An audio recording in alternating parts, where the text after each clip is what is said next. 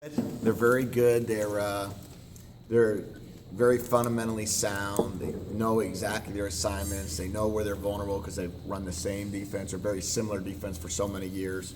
I remember playing them in 2009 when I was at Minnesota, and looking back at that, there's so many similarities in regards to what they're doing. So fun to see.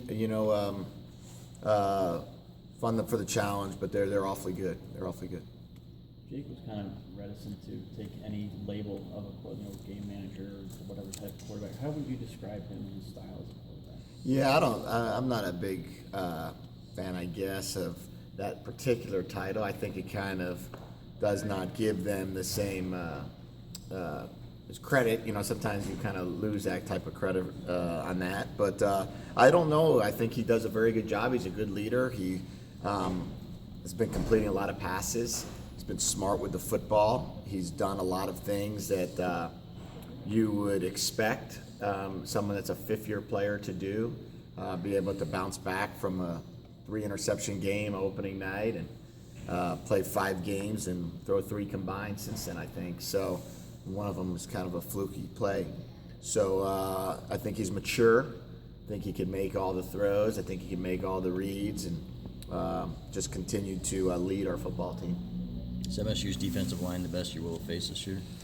Oh, I don't. They're good. They're really good. I don't know about the best or not the best. I feel like we've gone against some really, really good ones. I thought Utah's defensive line was really, really good. I thought last week they created a lot of challenges for a lot of teams.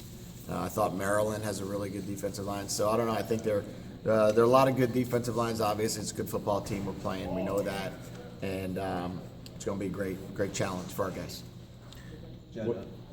What specifically are some of the similarities you saw between Michigan State's defense over the years?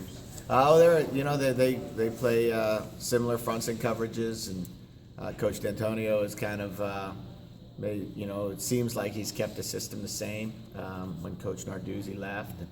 Very similar in what they do, and they're a quarters team, and then they mix in some other coverages and play a 4-down front, and then mix in some out of time. So they're just they're very good at what they do. They have an identity. It's very clear. They've won a lot of games with that defense, and a lot of teams have tried to replicate that defense. Does that make it easier, or does that give you an edge in preparing if you can look at a game from last year, even like you said 6 years ago when you were in Minnesota? Well, I don't know. I think that you look at the games they played this year because you're looking at the players they have, and it's a totally different team, but you just look at their defense and what they've had to defend, and they have defended it all. I think it's really edge. They have a great edge there. They've probably seen every possible run and every possible route combination and been able to find ways to defend all of them. So they obviously have a great advantage of being in the same system for so many years. We've seen so many different formations and all different kinds of things you guys have thrown out there. Is part of the intent too, to just throw so many ideas and looks at people that it's hard for them to kind of know what's coming? Well, I think really for us, what our philosophy has always been on offense is we're very game plan specific. We're going to try to come up with the best possible formations for the team we're playing, and with that, whatever concepts that go along with those formations.